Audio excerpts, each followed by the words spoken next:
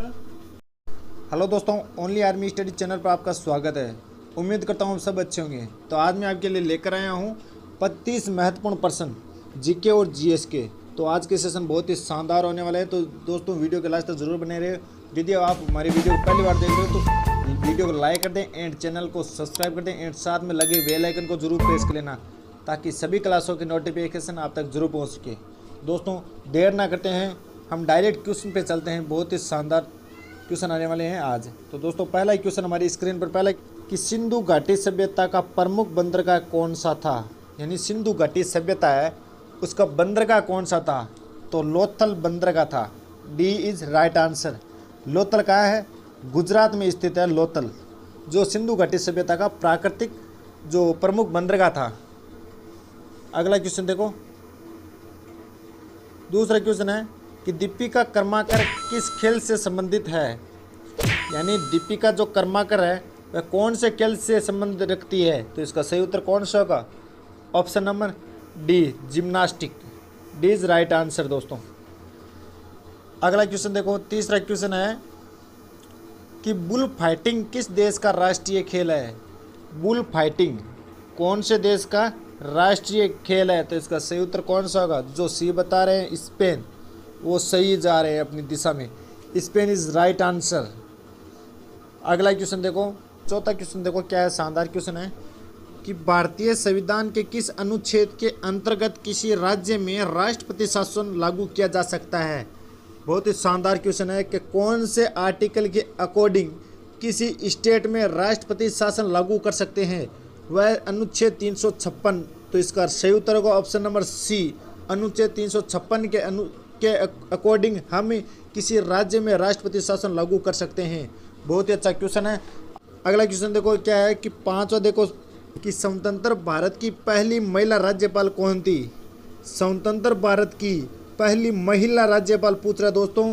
तो पहली महिला राज्यपाल थी हमारी सरोजनी नायडू। इसका सही उत्तर होगा ऑप्शन सी, सरोजनी नायडू थी, जो कहाँ से राज्यपाल बनी थी, यूपी से बनी थी, उत्तर प्रदेश से बनी थी। सरोजनी नायडू प्रथम महिला राज्यपाल थी। अगला क्वेश्चन, छठा क्वेश्चन देखो का संशोधित मूल्य वर्धित कर, संशोधित मूल्य वर्धित कर MODVAT का संबंध किससे है, कि MODVAT का संबंध किससे है। तो बहुत ही शानदार क्वेश्चन है। तो इसका सही उत्तर होगा option number C, D sorry option होगा डी, उत्पाद शुल्क से रिलेटेड है ये। अगला क्वेश्चन देखो, सातवां क्वेश्चन है कि भूटान की राजधानी क्या है दोस्तों। भूटान की राजधानी सभी जानते होंगे, भूटान की राजधानी है थिम्पू। तो इसका सही उत्तर होगा ऑप्शन नंबर बी। और काबुल कहाँ की है, अफगानिस्तान की है, अफगानिस्तान की है दोस्तों, याद रख लेना। तेहरान, तेहरान कहाँ की राजधानी है दोस्तों, ईरान की राजधानी है तेहरान, ईरान की, याद इसी को भी रख लेना। और बीजिंग, बीजिंग कहाँ के दोस्तों, चीन की, चीन की राजधानी है बीजिंग। और भूटान के थिम्पू दोस्तों, ये याद रख लेना। अगले क्वेश्चन पे चलते हैं, बहुत ही शानदार क्वेश्चन था। म्यांमार किसका नाम है, तो म्यांमार किसका नाम है दोस्तों, ये म्यांमार चेंज कर दिया था, बर्मा का नाम था। C is right answer, C is right answer, Burma का नया नाम है म्यांमार। अगला क्वेश्चन देखो, नेक्स्ट क्वेश्चन है कि परमाणु सिद्धांत की खोज किसने की थी। शानदार क्वेश्चन है कि परमाणु सिद्धांत की खोज किसने की थी। तो इसका राइट आंसर जो लोग डी बता रहे हैं, जॉन डाल्टन ने की थी परमाणु सिद्धांत की। वह सही है दोस्तों, जॉन डाल्टन ने परमाणु सिद्धांत के बारे में सर्वप्रथम क्या किया था, चर्चा की थी। और बेंजामिन फ्रैंकलिन था, वह क्या था, तड़ित चालक का आविष्कार किया था। मेरी क्यूरी क्या थी, रेडियो धर्मिता की खोज की थी। और अल्बर्ट आइंस्टीन की तो बातें छोड़ो दोस्तों, ऊर्जा से रिलेटेड बहुत कुछ उन्होंने किया। अगला क्वेश्चन देखो दोस्तों, 10वां क्वेश्चन है मैकमोहन रेखा किन दो देशों के बीच स्थित है। यानी मैकमोहन रेखा है कौन से देशों के बीच में स्थित है। तो इसका सही उत्तर होगा ऑप्शन नंबर सी, भारत और चीन के मध्य की रेखा को मैकमोहन रेखा के नाम से जाना जाता है। भारत और पाकिस्तान के मध्य की रेखा को बोलते हैं क्या, रेड क्लिफ रेखा। और बहुत ही शानदार क्वेश्चन था दोस्तों ये। अगला क्वेश्चन देखो, 11वां क्वेश्चन क्या है कि भारतीय इतिहास में किस युग को श्रवण युग के नाम से जाना जाता है। कौन से युग को स्वर्ण युग के नाम से जाना जाता है? तो इसका सही उत्तर होगा ऑप्शन नंबर बी, गुप्त युग को जाना जाता है स्वर्ण युग के नाम से। अच्छा क्वेश्चन है। अगला क्वेश्चन देखो, 12वां क्वेश्चन क्या है? राष्ट्रीय गणित दिवस कब मनाया जाता है? राष्ट्रीय गणित दिवस कब मनाया जाता है? तो इसका सही उत्तर होगा ऑप्शन नंबर बी, 22 दिसंबर को राष्ट्रीय गणित दिवस। अगला क्वेश्चन, 13वां क्वेश्चन क्या है? विश्व सुरक्षा संगठन का गठन कब किया गया था? जो विश्व सुरक्षा संगठन, इसका गठन कब किया गया था? तो इसका सही उत्तर होगा ऑप्शन नंबर डी, 7 अप्रैल 1948 को विश्व सुरक्षा संगठन का गठन किया गया था। नेक्स्ट क्वेश्चन, 14वां क्वेश्चन देखो दोस्तों, क्या है कि नटराज की कांस्य मूर्ति किस वंश से संबंधित है? कौन से वंश से रिलेटेड है नटराज की कांस्य मूर्ति? तो इसका सही उत्तर होगा ऑप्शन नंबर ए, चोल वंश था ना, चोल वंश, चोल वंश से संबंधित है नटराज की कांस्य मूर्ति। अगला क्वेश्चन, 15वां क्वेश्चन देखो, क्या है कि औरंगजेब किस वाद्य यंत्र बजाने में निपुण था? यानी औरंगजेब को कौन सा वाद्य यंत्र से यानी अट्रैक्शन ज़्यादा था? तो इसका सही उत्तर होगा ऑप्शन नंबर ए, वीणा, वीणा बजाता था औरंगजेब। अगला क्वेश्चन, 16वां क्वेश्चन देखो कि 6 रोग किससे संबंधित है? जो 6 रोग है वह किससे संबंधित है? तो इसका सही उत्तर कौन सा होगा? Option number B, bacteria, bacteria से संबंधित है 6 रोग। अगला क्वेश्चन देखो दोस्तों, 17वां क्वेश्चन क्या है कि दबाव के बढ़ने से तरल पदार्थ का क्वथनांक, क्वथनांक क्या होगा? यानी प्रेशर, लिक्विड का जो बॉइलिंग पॉइंट है उस पर क्या प्रभाव पड़ेगा? कौन सा इफेक्ट पड़ेगा बॉइलिंग पॉइंट पर? तो इसका सही उत्तर कौन सा होगा दोस्तों?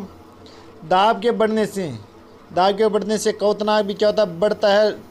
तो B is right answer, B is right answer. और ठोस पदार्थों में घटता है, लेकिन दाब के तरल पदार्थों में क्या होता है? दाब बढ़ने पर क्वथनांक भी बढ़ता है, यानी दाब समानुपाती होता है क्वथनांक के, ये याद रख लेना। अगला क्वेश्चन, 18वां क्वेश्चन क्या है? परमाणु का रासायनिक गुण किस पर निर्भर करता है? जो परमाणु होता है उसका रासायनिक गुण किस पर निर्भर करता है? तो वह परमाणु क्रमांक इज राइट आंसर, बी, परमाणु क्रमांक पर डिपेंड करता है परमाणु का रासायनिक गुण। 16वां क्वेश्चन देखो, गोबर गैस में कौन सी गैस होती है? तो गोबर गैस में होती है, कौन सी गैस होती है दोस्तों? Methane, D is right answer, methane gas होती है। अगला क्वेश्चन क्या है? 20वां क्वेश्चन देखो कि स्टेनलेस स्टील एक धातु है, हमें दे रखा है कि स्टेनलेस स्टील एक धातु है, तो हवा क्या है? हवा क्या है? जब ये धातु है तो हवा एक मिश्रण है, तो बी इज राइट आंसर, हवा में मिश्रित होकर आती है हवा, पता नहीं कौन सी गैसें होती है हवा के अंदर, बी इज राइट आंसर। अगला क्वेश्चन देखो, 21वां क्वेश्चन क्या है? सिस्मोग्राफ को किस माप के लिए प्रयोग किया जाता है? सिस्मोग्राफ का यूज कहाँ किया जाता है? कौन सी माप के लिए किया जाता है? तो इसका राइट आंसर होगा ऑप्शन नंबर डी, भूकंप की तीव्रता मापने के लिए सिस्मोग्राफ का माप का यूज किया जाता है। और रिएक्टर जो स्केल होती है उसका भी, वो तो होती है स्केल, ये होता है यंत्र। रिएक्टर स्केल का भी प्रयोग भी भूकंप की तीव्रता मापने में किया जाता है।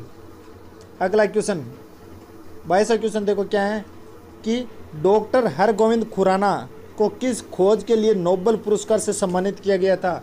हरगोविंद खुराना डॉक्टर साहब को नोबेल पुरस्कार दिया गया था, तो उन्होंने कौन सी खोज की थी? तो इसका सही उत्तर होगा option number A, genetic code, genetic code की खोज की थी डॉक्टर हरगोविंद खुराना ने।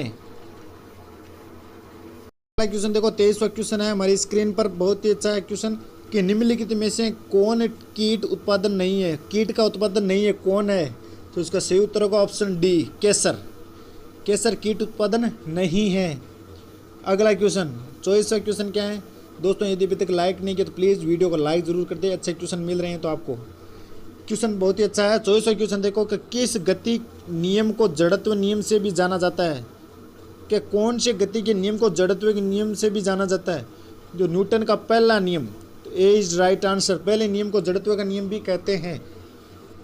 अगला क्वेश्चन देखो, अगला देखो 25वां क्वेश्चन है कि तरल सभी दिशा में समान दबाव पारित करता है, यह कथन किससे संबंध है? कि तरल है जो सभी दिशा में समान प्रेशर क्या करता है? पारित करता है, यह कथन किससे संबंधित है? तो इसका सही उत्तर होगा ऑप्शन नंबर बी, पास्कल का सिद्धांत। और हाइड्रोलिक प्रेस, हाइड्रोलिक ब्रेक, ये सभी पास्कल के नियम पर आधारित, सिद्धांत पर आधारित होते हैं। पास्कल का सिद्धांत P1 बराबर होता है P2, प्रेशर P1 बराबर P2, सभी दिशाओं में क्या होता है? दाब समान होता है। अगला क्वेश्चन, पेंसिल बनाने में किस पदार्थ का प्रयोग किया जाता है? तो पेंसिल बनाने में ग्रेफाइट का यूज किया जाता है। तो इसका सही उत्तर होगा option number A, graphite. Graphite का यूज किया जाता है। अगला क्वेश्चन देखो, 27वां क्वेश्चन है कि निम्नलिखित में से सबसे अधिक प्रोटीन किस में पाई जाती है? सबसे अधिक प्रोटीन पाई जाती है किस में? तो इसका सही उत्तर होगा ऑप्शन नंबर बी, दाल। दाल में सबसे अधिक प्रोटीन पाई जाती है। अगला क्वेश्चन, 28वां क्वेश्चन देखो कि सूर्य की किन किरणों से कैंसर रोग की संभावना प्रबल होती है? पराबैंगनी किरणों से। तो इसका सही उत्तर होगा ऑप्शन सी, पराबैंगनी किरणों से कैंसर रोग की संभावना ज़्यादा होती है। अगला क्वेश्चन, 29वां क्वेश्चन क्या है कि वर्णानंद व्यक्ति किन रंगों में भेद नहीं कर सकता? जिसको रक्तौंधी रोग हो जाता है, वर्णानंद रोग हो जाता है, वह किन रंगों में भेद नहीं कर सकता है? तो इसका सही उत्तर होगा ऑप्शन नंबर सी, लाल एवं हरे में वह भेद नहीं कर सकता। कलर विजन, इसको बोलते हैं कलर विजन। नेक्स्ट क्वेश्चन देखो, 30वां क्वेश्चन, लास्ट वाला क्वेश्चन क्या है कि सूर्य की सतह पर हाइड्रोजन के अलावा दूसरा कौन सा तत्व बहुतायत में पाया जाता है? तो हाइड्रोजन के अलावा दूसरा सबसे अधिक मात्रा में पाया जाने वाला तत्व होता है helium. Is right answer, helium, जो दूसरा सबसे अधिक मात्रा में पाया जाता है। तो दोस्तों ये आज के हमारे 30 क्वेश्चन थे, बहुत ही शानदार क्वेश्चन थे। और नेक्स्ट क्लास में दोस्तों बहुत ही शानदार आजकल आने वाला धांसू मॉडल पेपर, जो ज़्यादा से ज़्यादा दोस्तों के साथ में शेयर कर दें। एंड चैनल को अभी तक सब्सक्राइब नहीं, प्लीज़ सब्सक्राइब कर दें। हम मिलेंगे नेक्स्ट वीडियो में, तब तक जय हिंद।